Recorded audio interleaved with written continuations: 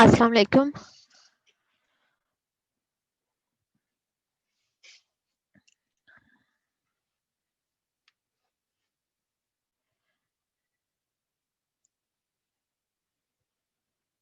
आपके paper check हो गए हैं। रिजल्ट आपको मिल जाएगा आज की लाइव क्लास में।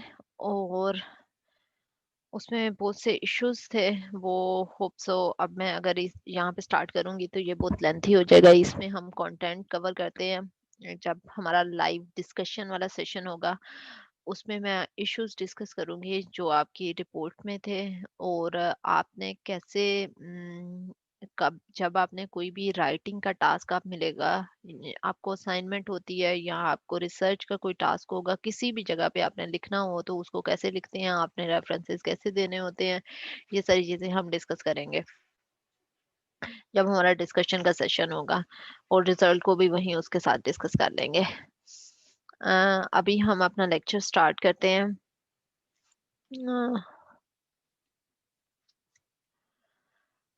लास्ट लेक्चर में हमने डिस्कशन की थी कुछ फंक्शनल रिक्वायर जो स्पेसिफिकेशन है।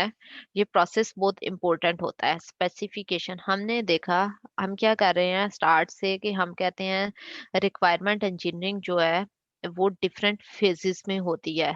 रिक्वायरमेंट इंजीनियरिंग सिस्टमेटिक तरीके से करेंगे।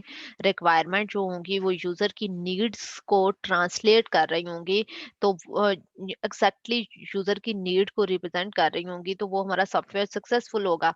अब जब requirement as a requirement analyst आपने रिक्वायरमेंट गैदर करनी है तो हम सबसे ज्यादा, अगर यहाँ से ही अगर कोई प्रॉब्लम आ जाए इसी फेज में, तो हमारा तो जितनी भी एफर्ट कर लें आगे, जितनी भी क्वालिटी आप यूज कर लें, अच्छी कोडिंग कर लें, जितना भी कर लें, तो वो आप सक्सेसफुल सॉफ्टवेयर नहीं बना सकते। और इसलिए हम इस स्टेज पे बहुत ज्यादा फोकस करते हैं।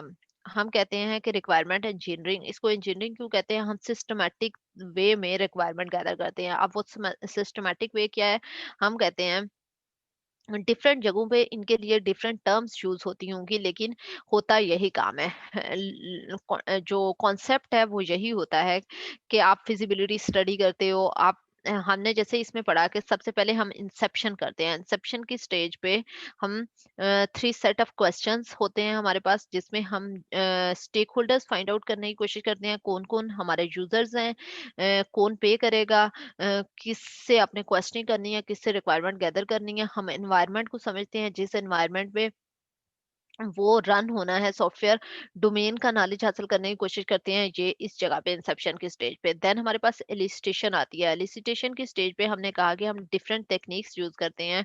100+ डिफरेंट टेक्निक्स अवेलेबल हैं। हमने डिफरेंट सबसे पहले हमने कोलैबोरेटिव सॉफ्ट रिक्वायरमेंट गैदरिंग, और उसके बाद हमने क्वालिटी फंक्शनल डिप्लॉयमेंट पढ़ी।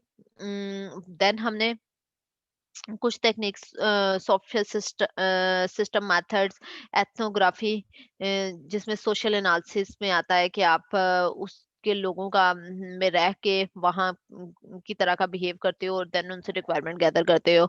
और डिफरेंट डॉक्यूमेंटेशन से आप रिक्वायरमेंट गैदर करते हो, उस तरह के दूसरे सिस्टम्स को देख के उनसे रिक्वायरमेंट गैदर करने की कोशिश करते हो। डिफरेंट टेक्निक्स थी। इसके अलावा रिसर्च के अंदर इन टेक्निक्स पे क्या काम हो रहा है, हमने कुछ रिसर्च पेपर पढ़े रिसेंट, जिनमें हमने देखा कि ये टेक्निक्स हम मॉडिफाई कर लेते हैं ज़रूरत के अकॉर्डिंग। जैसे requirement gathering, collaborative requirement gathering है, इसको मॉडिफाई किया जा सकता है कि आप विकिस बेस्ड रिक्वायरमेंट इलिस्ट्रेशन कर दिया, आपने कोई ऐप बना दी, मोबाइल ऐप रिक्वायरमेंट गैदरिंग के लिए, या इस तरह से डिफरेंट चीजें। अब रिक्वायरमेंट इलिस्ट्रेशन की हमने डिफरेंट टेक्निक्स पढ़ी। उसके बाद हमारे पास नेक्स्ट स्टेज आती है एलेबोरेशन। एलेबोरेशन में हमने कहा एलिस्ट्रेशन के अंदर जो रिक्वायरमेंट हमने गैदर की है हम उनको एलेबोरेट करते हैं, अंडरस्टैंड करते हैं। अंडरस्टैंड करने के इंक्रीज करने के लिए हम डिफरेंट तरह की डायग्राम्स बनाते हैं रिक्वायरमेंट को समझने के लिए। एंड देन उसके बाद हम निगोशिएट करते हैं।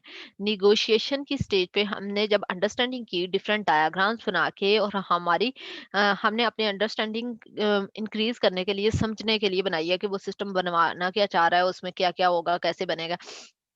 ये चीज़ें देखने के बाद हमें पता चला कि कुछ रिक्वायरमेंट्स जो हैं वो अननेसेसरी हैं, कुछ रिक्वायरमेंट जो है उनमें कॉन्फ्लिक्ट हैं, एट अ टाइम इम्प्लीमेंट नहीं हो सकती, या कुछ रिक्वायरमेंट्स ऐसी हैं फिजिबल नहीं है जो कि सिस्टम करंट टेक्नोलॉजी के अंदर करंट रिसोर्सेज हमारे पास जितने हैं, जितना हमारा इकोनॉमिक जितना हमारा बजट है उसके अंदर नहीं इम्प्लीमेंट हो सकते। तो ये सारी चीज़ें हमने एनालाइज की। ये सब देखने के बाद हम दोबारा क्लाइंट के पास गए, क्लाइंट से मीटिंग की, निगोशिएशन के लिए मीटिंग की, जिसमें हम रिकंसाइल करते हैं। रिकंसाइल करने में हम क्लाइंट्स को बताते हैं कि ये इश्यूज हैं, अननेसेसरी रिक्वायरमेंट्स, कन्फ्लिक्ट्स हैं, और ये चीज़ें हैं, हम उनको डिस्कस करते हैं और रिक्वायरमेंट को प्रायोरिटाइज कर लेते हैं। प्रायोरिटाइज करने के बाद आप रिकंसाइल में या तो वो जो प्रॉब्लमेटिक रिक्वायरमेंट थी उनको डिलीट कर देते हो, या फिर उन रिक्वायरमेंट्स को आप मॉडिफाई कर लेते हो, या फिर आप दोबारा लिस्टेशन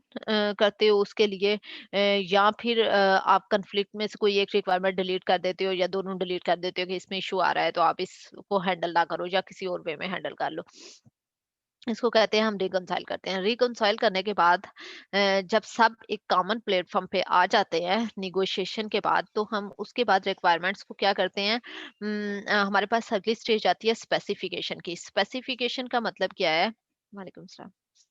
स्पेसिफिकेशन का मतलब ये है कि हम रिक्वायरमेंट्स को लिख रहे हैं। रिक्वायरमेंट्स को लिखने का क्या मतलब है, कि जो अभी तक हमने काम किया, हमने इंसेप्शन की, एलिस्टेशन की, नेगोशिएशन की, देन हम हमारे पास एक काम सेट ऑफ रिक्वायरमेंट्स आ गई जिस पे सब एग्री हो गए हैं।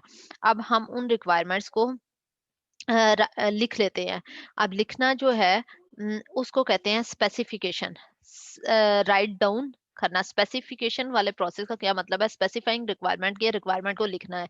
अब अच्छे वे में लिखना जो होता है रिक्वायरमेंट्स को, वो कैसे लिखा जाता है?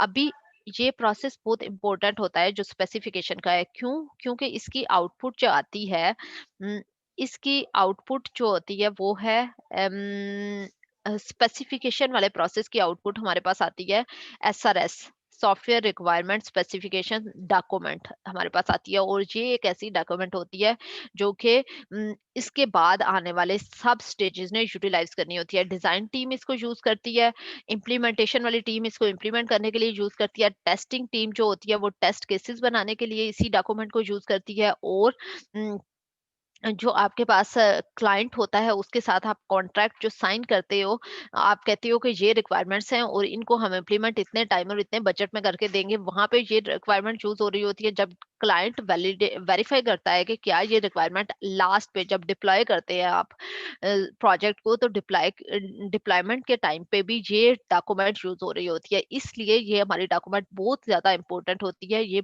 Through out the life cycle use होनी होती है। और ये कहाँ पे बनती है? स्पेसिफिकेशन फेज पे, रिक्वायरमेंट इंजीनियरिंग की स्पेसिफिकेशन फेज पे। इसलिए ये फेज बहुत ज्यादा इंपॉर्टेंट है। अब रिक्वायरमेंट्स के अंदर हमने देखा कि हमारे पास फंक्शनल रिक्वायरमेंट्स है। लास्ट क्लास में हमने कहा कि फंक्शनल रिक्वायरमेंट्स को लिखने का हमने देखा कि फंक्शनल रिक्वायरमेंट्स कौन सी होती हैं, जो सिस्टम की सर्विसेज होती हैं, जो सिस्टम आपको फंक्शनैलिटी दे रहा होता है। अब अच्छी एक रिक्वायरमेंट्स हमने सेकंड लास्ट लेक्चर में शायद देखा था कि वो होता है एक अच्छी एसआरएस में रिक्वायरमेंट्स को कंसिस्टेंट होना चाहिए, कन्फ्लिक्ट नहीं होना चाहिए, और रिक्वायरमेंट्स को करेक्ट होना चाहिए, और एम्बिग्यूटी नहीं होनी चाहिए, मॉडिफाइबल रिक्वायरमेंट होनी चाहिए, टेस्टेबल होनी चाहिए, वेरीफाइबल होनी चाहिए, ट्रेसेबिलिटी होनी चाहिए, ये सारी चीजें। तो ये अच्छी रिक्वायरमेंट्स एसआरएस डॉक्यूमेंट को में रिक्वायरमेंट्स ये सारे क्राइटेरिया को मीट करनी चाहिए। अब हमने लास्ट लेक्चर में देखा कि रिक्वायरमेंट को स्पेसिफाई, फंक्शनल रिक्वायरमेंट का क्या मतलब है कि हम रिक्वायरमेंट फंक्शनल रिक्वायरमेंट लिख रहे हैं। अब अच्छे तरीके से कुछ रिक्वायरमेंट लिखी जाती हैं, कुछ हम कहेंगे रिक्वायरमेंट ठीक नहीं लिखी हुई। गुड और बैड रिक्वायरमेंट में क्या डिफरेंस होता है? गुड रिक्वायरमेंट, हमने लास्ट में कुछ एग्जांपल की थी, जैसे आपकी एम्बिग्यूटी। एक यूजर की रिक्वायरमेंट होती है, यूजर कहता है कि यूजर अगर यूजर लॉग इन करता है, पिन एंटर करता है, तो सेफ होम सिक्योरिटी सिस्टम की एग्जांपल दे रही हूँ, तो डोर ओपन हो जाना चाहिए। अब जब डोर ओपन होता है, उसने नहीं बताया कि कितने टाइम के लिए ओपन होना चाहिए, बाद में अगर वो खुला रह जाता है तो पीछे से कोई एंटर हो सकता है। आपने कुछ एम्बिग्यूटी, मतलब यहाँ पे ये कंप्लीट नहीं है रिक्वायरमेंट। अगर रिक्वायरमेंट कंप्लीट होती तो इसमें एम्बिग्यूटी का चांस ना होते, कंप्लीट होती तो उसमें सारे एस्पेक्ट से बात की होती कि इतने सेकंड के लिए ये वाला डोर इसकी पैड से पिन इंसर्ट करने से ओपन होना चाहिए। तो ये सारी चीजें उसको डिटेल फॉर्म में, यूजर की रिक्वायरमेंट जो होती हैं वो ऑब्स्ट्रैक्ट फॉर्म में होती हैं, हमने देखा। और जब सिस्टम की रिक्वायरमेंट वो बनती हैं, यूजर की नीड्स जो होती हैं वो सिस्टम रिक्वायरमेंट बनती हैं, तो वो डिटेल्ड आप उसको एक एक चीज को देखते हो अच्छे से कि इसमें क्या चीजें होनी चाहिए, और स्पेसिफाई कर लेते हो क्वांटिटेटिव वे में, ताकि उसमें कोई एम्बिग्यूटी के चांसेस ना रहे। हमने गुड और बैड रिक्वायरमेंट्स की डिफरेंट एग्जांपल देखी थी लास्ट लेक्चर में। देन हमने स्टार्ट किया स्पेसिफाई नॉन फंक्शनल रिक्वायरमेंट। हमने कहा कि नॉन फंक्शनल रिक्वायरमेंट्स जो होती हैं उनको फंक्शनल और नॉन फंक्शनल रिक्वायरमेंट्स दोनों के अंदर वो करना, डिफरेंशिएट करना, एक बॉर्डर लाइन क्रिएट करना थोड़ा डिफिकल्ट है। सम टाइम एक functional requirement non functional requirement की तरह पे डील कर रही होती है, नॉन फंक्शनल रिक्वायरमेंट को फंक्शनल भी बनाया जा सकता है। कैसे? अब यहाँ पे देखें, मैंने लास्ट में आपको एग्जांपल दी थी कि क्या होता है कि आप सिस्टम एक बना रहा है, सिस्टम को कहा है कि हमारा सिस्टम ऑथराइज्ड अनऑथराइज्ड एक्सेस नहीं होनी चाहिए सिस्टम के अंदर। हमारा सिस्टम का डाटा जो है वो अनऑथराइज्ड एक्सेस से प्रोटेक्टेड होना चाहिए। सिक्योरिटी की बात हो रही है, सिक्योरिटी एक नॉन फंक्शनल रिक्वायरमेंट है। अगर मैं इतनी सी स्टेटमेंट लिख देती हूँ तो यहाँ से देखने से लग रहा है ये नॉन फंक्शनल रिक्वायरमेंट है। अगर इसको ड्रिल डाउन किया जाता है, इसको डिटेल अप किया जाता है, अगर कहा जाता है कि सिस्टम में एक मैकेनिज्म होना चाहिए प्रॉपर यूजर नेम ऑथराइजेशन का, ऑथराइजेशन लॉगिन यूजर नेम और पासवर्ड के थ्रू होना चाहिए, और जिनके पास जो वैलिड यूजर नेम और पासवर्ड है वही सिस्टम के डाटा को एक्सेस कर सकते हैं, बाकी लोग नहीं एक्सेस कर सकते। तो ये एक फंक्शनल रिक्वायरमेंट बन जाती है कि लॉगिन और पासवर्ड होना चाहिए। तो इस तरह से कभी वो एब्स्ट्रैक्ट लेवल पे एक रिक्वायरमेंट फंक्शनल नॉन फंक्शनल लग सकती है, उसको डिटेल अप करके आप फंक्शनल में कन्वर्ट हो सकते हैं। तो हम एक क्लियर बॉर्डर वो नहीं क्रिएट नहीं कर सकते, डिफरेंट सिचुएशन में डिफरेंट तरह से ये काम कर रहा होता है। हमने देखी नॉन फंक्शनल रिक्वायरमेंट की कुछ टाइप्स, हम देन हमने क्लासिफिकेशन पे बात की। आज हम नॉन फंक्शनल रिक्वायरमेंट पे ही कंटिन्यू करेंगे हमारा लेक्चर। नॉन फंक्शनल रिक्वायरमेंट्स को कैसे स्पेसिफाई किया जाता है, नॉन फंक्शनल रिक्वायरमेंट्स की हमने क्लासिफिकेशन लास्ट लेक्चर में स्टार्ट किया था ये टॉपिक। नॉन फंक्शनल रिक्वायरमेंट को तीन मेन कैटेगरी क्लासिफाई किया गया है। प्रोसेस की रिक्वायरमेंट, प्रोडक्ट की रिक्वायरमेंट और एक्सटर्नल रिक्वायरमेंट। प्रोसेस रिक्वायरमेंट क्या है? आप जिस प्रोसेस को फॉलो करते हुए प्रोजेक्ट बना रहे हो, कुछ नॉन फंक्शनल रिक्वायरमेंट उसकी होंगी और कुछ प्रोडक्ट की अपनी रिक्वायरमेंट होंगी जो चीज आप बना रहे हो, और कुछ एक्सटर्नल फैक्टर्स होंगे, बाहर से रिक्वायरमेंट आती है नॉन फंक्शनल रिक्वायरमेंट। प्रोसेस, जैसे हम सबसे पहले प्रोसेस की बात करते हैं। अब अगर प्रोसेस की नॉन फंक्शनल रिक्वायरमेंट की बात करते हैं तो जो प्रोसेस आप फॉलो कर रहे हो, फॉर एग्जांपल आपने डिलीवरी डेडलाइन एक्सट्रीम प्रोग्रामिंग अगर आप फॉलो कर रहे हो तो आपको 15 दिन के अंदर एक आइट्रेशन जरूर देनी है, कुछ ना कुछ वर्किंग चीज 15 दिन के अंदर अंदर देनी है। अगर आप स्क्रम फॉलो कर रहे हो तो आपको 30 दिन के अंदर कोई ना कोई आइट्रेशन ऐड करनी है, कोई वर्किंग वर्जन देना है। उसके बाद इम्प्लीमेंटेशन की रिक्वायरमेंट हो सकती है कि आपने ये किस चीज में इम्प्लीमेंट करना है, जावा में करना है, सी शार्प में करना है। इसके अलावा आपकी कंपनी कोई स्टैंडर्ड्स फॉलो कर रही है। फॉर एग्जांपल हमारी सीएमएमआई सर्टिफाइड कंपनी है और हमारी कंपनी जो है सीएमएमआई लेवल 5 पे है, और लेवल 5 पे ये चीजें ये स्टैंडर्ड फॉलो किए जाते हैं और आपके प्रोसेस में भी ये स्टैंडर्ड फॉलो होने चाहिए। यहाँ से कुछ रिक्वायरमेंट आ जाएंगी जो प्रोसेस की रिक्वायरमेंट होगी, कुछ स्टैंडर्ड्स, कुछ इम्प्लीमेंटेशन की डिटेल, अगर आपको रिस्ट्रिक्शंस कुछ लगाई हुई है इम्प्लीमेंटेशन पे, या फिर आप कोई प्रोसेस फॉलो कर रहे हो जिसके अकॉर्डिंग आपको वो काम उसी तरह से इम्प्लीमेंट करना है। डिलीवरी अगर आपने 30 दिन के अंदर ही डिलीवर करना है कोई ना कोई वर्किंग वर्जन उसका। अब यहाँ पे ये प्रोसेस की रिक्वायरमेंट आ जाएंगी नॉन फंक्शनल रिक्वायरमेंट्स में। अगर प्रोडक्ट की बात करते हैं तो प्रोडक्ट में वो आती है कि पर्टिकुलर जो चीज आप बना रहे हो उसकी usability requirement, reliability requirement. Reliability क्या होता है कि क्रैश नहीं सिस्टम करे, अभी के लिए इतना समझ लें, आगे मैं इसे डिटेल अप करती हूँ। Safety requirement, efficiency requirement, efficiency में हमारे पास परफॉर्मेंस और कैपेसिटी 2 चीज़ें आती हैं। परफॉर्मेंस कि आपने कि सिस्टम ने फॉर एग्जांपल मैं कहती हूँ 5 सेकंड के अंदर रिपोर्ट जनरेट होनी चाहिए।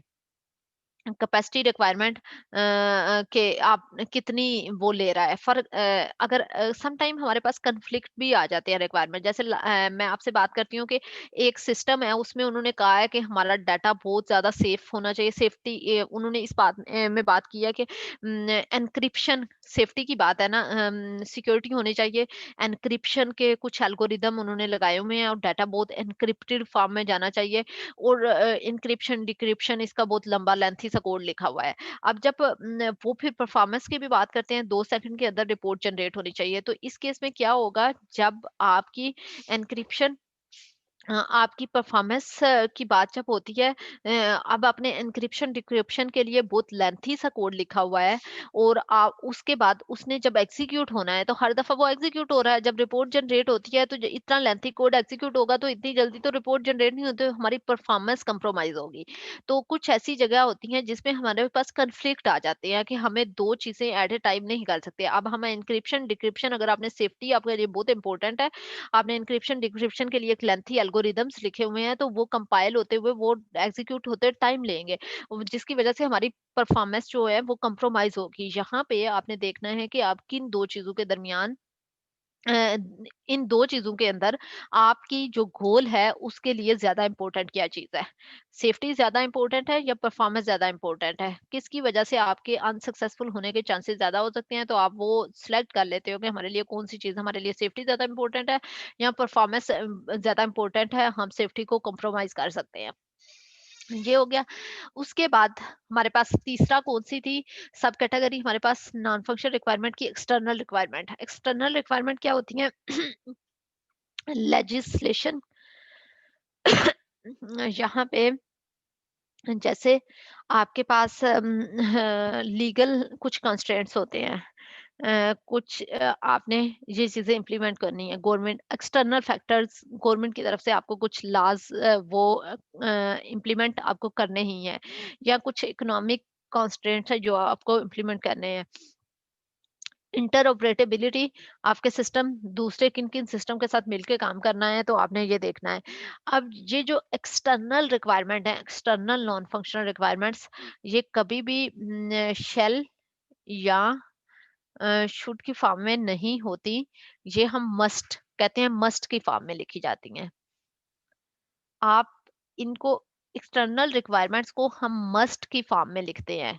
Must be present in the system, जो भी चीज होगी उसको मस्ट बी की फॉर्म में आपने लिखना है, मतलब ये हर सूरत में इंप्लीमेंट होनी चाहिए। एक्सटर्नल रिक्वायरमेंट हम कहते हैं कि फॉर एग्जांपल एक फंक्शनैलिटी अगर सिस्टम में नहीं भी चलेगी तो अगर एक फंक्शनैलिटी सिस्टम में है, फंक्शनल रिक्वायरमेंट है, वो नहीं फंक्शनल इंप्लीमेंट नहीं हुआ तो हम कहेंगे फंक्शनल रिक्वायर वो नहीं चल ही नहीं रहा सिस्टम।